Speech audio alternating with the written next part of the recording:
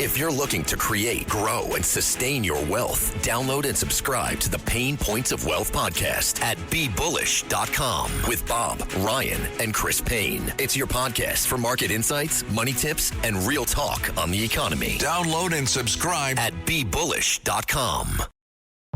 This episode is brought to you by Progressive Insurance. Fiscally responsible, financial geniuses, monetary magicians.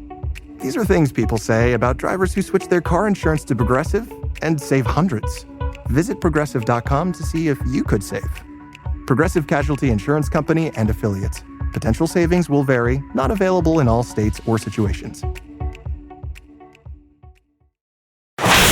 It's the Joe Concha Tunnel to Towers Foundation Sunday morning show. Now, here's Joe Concha.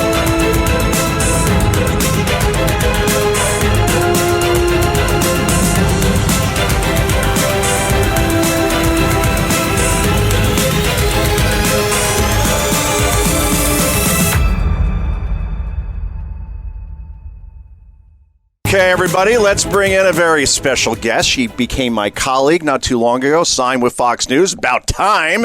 She is now the author of The Two FBIs, came out just on Tuesday, already knocking it out of the park as far as the charts. The reviews are excellent. Nicole, how are you?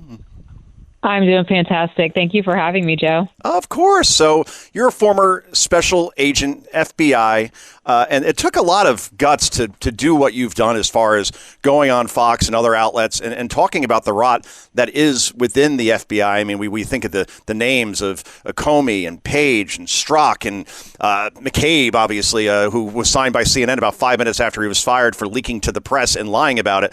So what made you ultimately write this book? Is it about transparency and just getting the word out that even though we now have a Kash Patel running the FBI and Dan Bongino is his number two, that there's still a long way to go as far as reforming this agency? You're exactly right.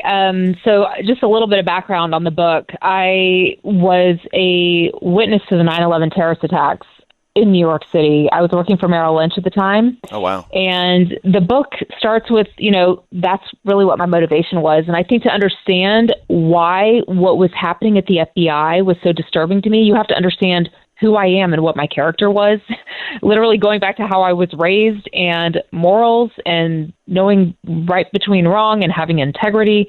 So I kind of give a little bit of background on that. And then I go through the decision that I made to eventually apply to the FBI.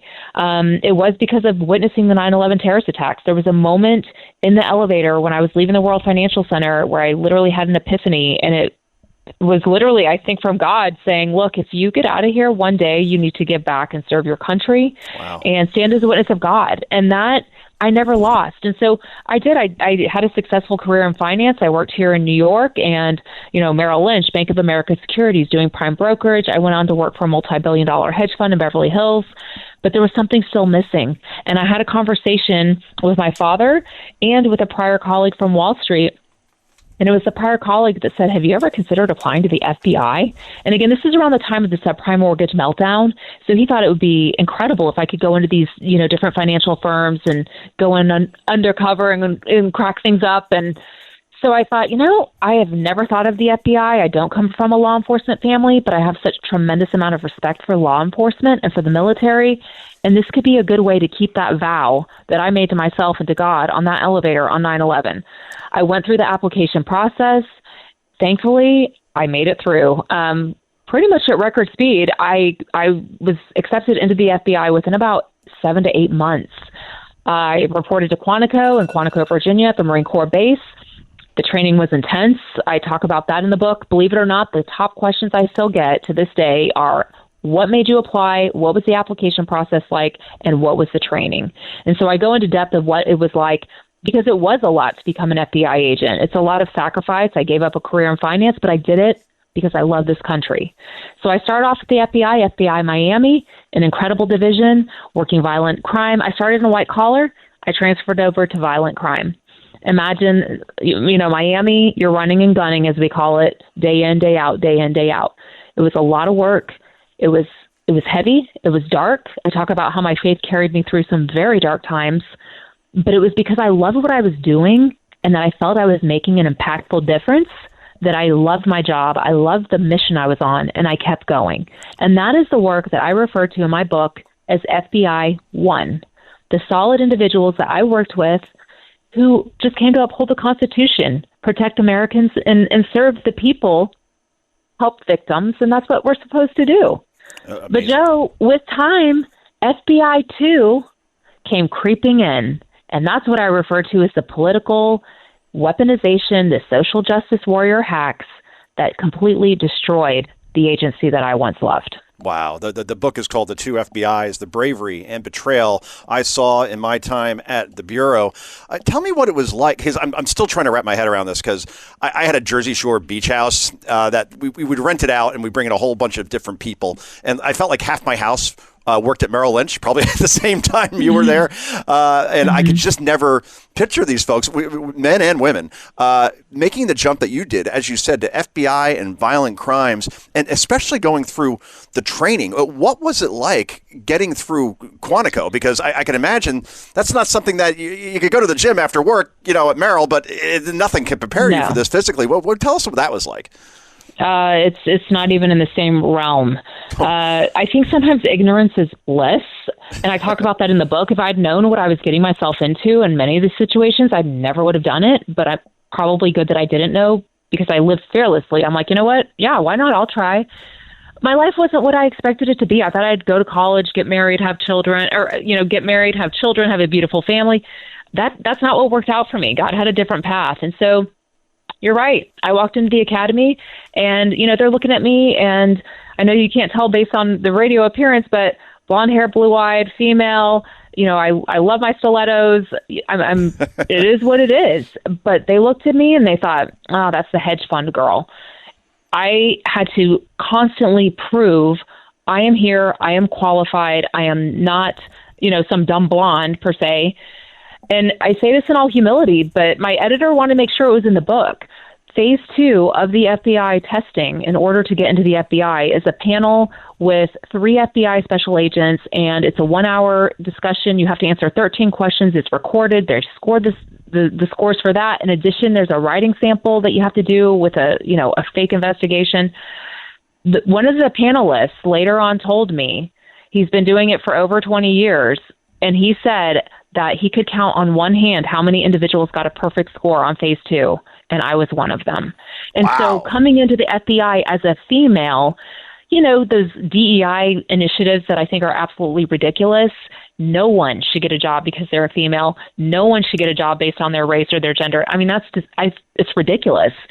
But because of those ridiculous things that were put out into the FBI, I was constantly having to prove I am not that.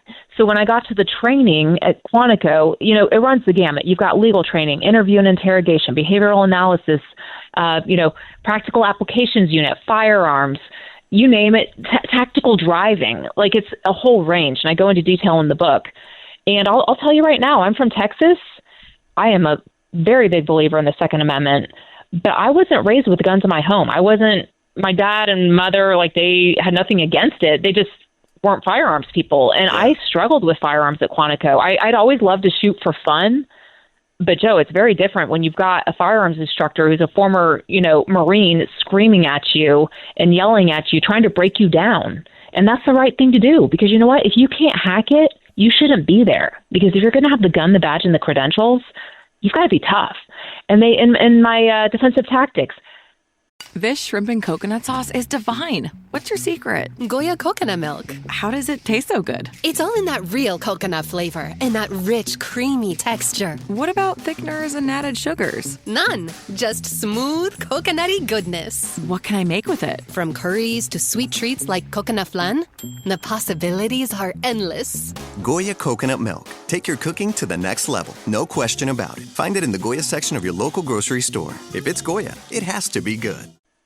The instructor said, Nicole, and taught the whole class, his motto was, I am going to train you to be warriors.